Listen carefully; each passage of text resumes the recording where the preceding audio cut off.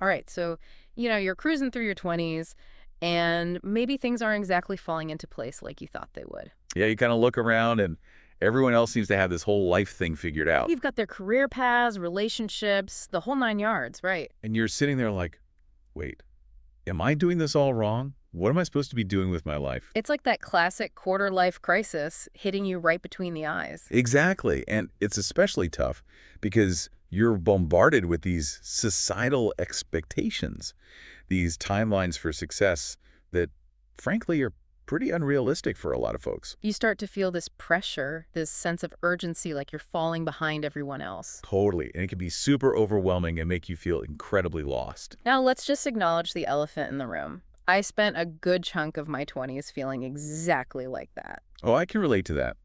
I think most of us have been there at some point. But here's the thing, and this is crucial for anyone listening who's in that headspace right now. You have more time than you think, particularly if you're in your early 20s. Honestly, just the fact that you're worried about it means you're thinking about your future, which is a great starting point. This shows you care, and that's a really positive sign. Absolutely. That feeling of unease, of wanting more, is actually a good thing. It's like a little internal nudge saying, hey, there's something more out there for you. Precisely. It's that inner drive that pushes us to grow and evolve. So the first piece of advice, and it's a biggie, is don't panic. Easier said than done, right? I know, but seriously, freaking out about it won't magically solve anything. It's more likely to just paralyze you and keep you stuck. But a little bit of that worry, that sense of urgency, can actually be a good thing. It can be a motivator, a driving force to get you started. So instead of letting it consume you, use it to fuel your actions. Exactly. Now, when it comes to figuring out what to do with your life, a great starting point is exploring your interests. I'm talking about getting real with yourself and thinking about what you actually enjoy doing. Don't worry about practicality or what you should be doing. This is about pure, unadulterated passion. And it might sound kind of silly, but I think writing things down can be super helpful. Oh, absolutely. Get a notebook, open a note on your phone, whatever works for you. Just start jotting down anything that comes to mind, things you'd love to learn, experiences you crave, anything that sparks your interest. Think about what activities make you lose track of time. What are you naturally drawn to? I remember reading about this person who, when asked what they wanted to do in their early 20s, their response was something along the lines of get drunk, smoke weed, and play video games. Okay, not exactly career goals. Right. But even that, as seemingly aimless as it might appear, can offer some insight. It might point to underlying needs or desires. Maybe they were seeking escapism, maybe they were drawn to the social aspect of those activities, or maybe they were just looking for a way to unwind and de-stress. Exactly. And by understanding those underlying motivations, they could start exploring more constructive and fulfilling ways to meet those needs. Now let's talk about something that's often front and center for people in their 20s. Money. Yeah, that whole adulting thing usually involves finances, And wanting to make good money is a totally valid goal. especially when you're starting out and trying to build a stable future.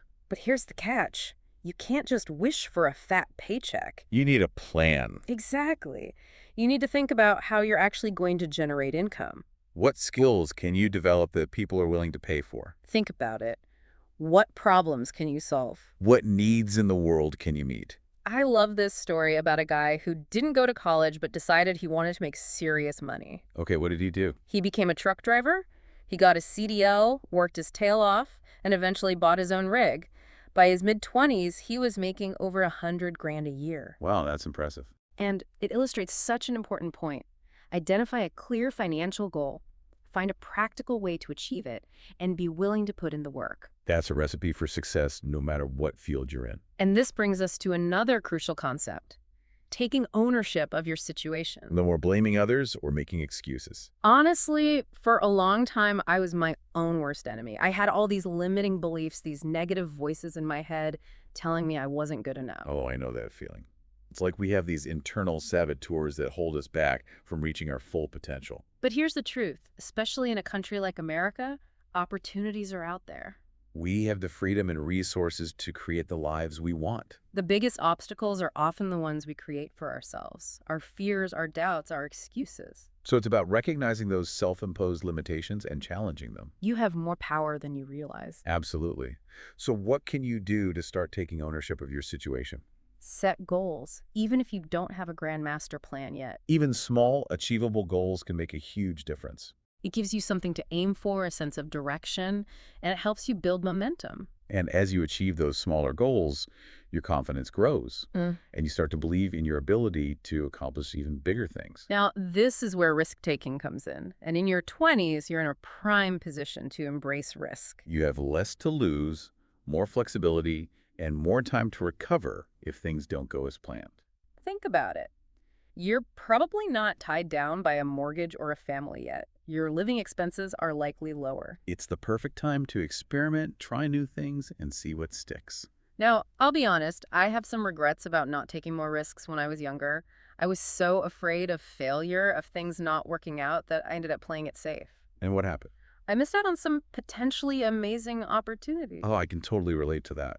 I let fear hold me back from pursuing some things that I really wish I had tried. And the funny thing is, I ended up spending that money anyway, but on things that didn't really matter in the long run. So the fear didn't protect you from loss. It just prevented you from potential gains. Exactly.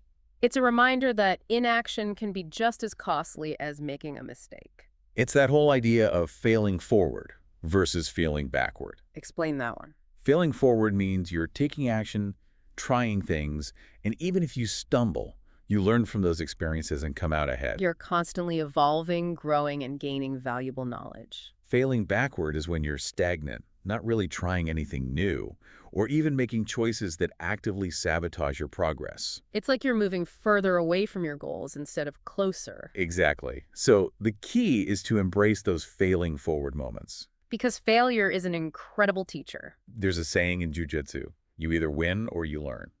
It's so true. It's often in those moments of defeat that we gain the most valuable insights. We identify our weaknesses, refine our strategies, and come back stronger. So don't be afraid to fail. Embrace it as a learning opportunity. Absolutely.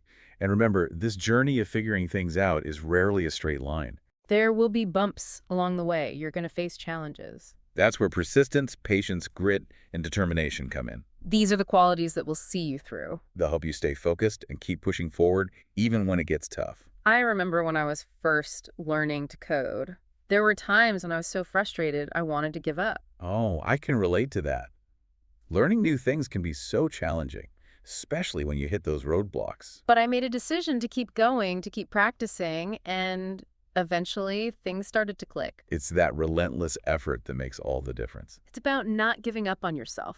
Precisely. So, find what truly drives you. What are you passionate about? What do you want to achieve? What legacy do you want to leave behind? Tap into that inner fire and let it fuel your journey. And remember, motivation can be fleeting, so cultivate the discipline to keep going, even when you don't feel particularly inspired. It's about developing those habits of perseverance and consistency. It's about embracing delayed gratification.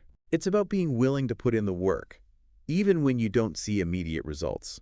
Because trust me, those results will come if you stay committed to the process. Absolutely. And if you're in your 20s, feeling lost and wondering what it all means, don't give up. That's exactly when you need to dig deep and keep pushing forward. Because that's what sets you apart from the crowd. That's what will lead you to where you're meant to be. And remember, this period of feeling lost is often a necessary part of the journey. It's a time of exploration and growth. So, embrace the uncertainty, experiment, learn from your mistakes. And most importantly, believe in yourself. Your future is waiting to be discovered. And hopefully this deep dive has given you some valuable insights and a renewed sense of hope. It's like having a conversation with your younger self, offering the guidance and support you wish you had back then. Totally. Well, thank you for listening, and we'll catch you on the next one.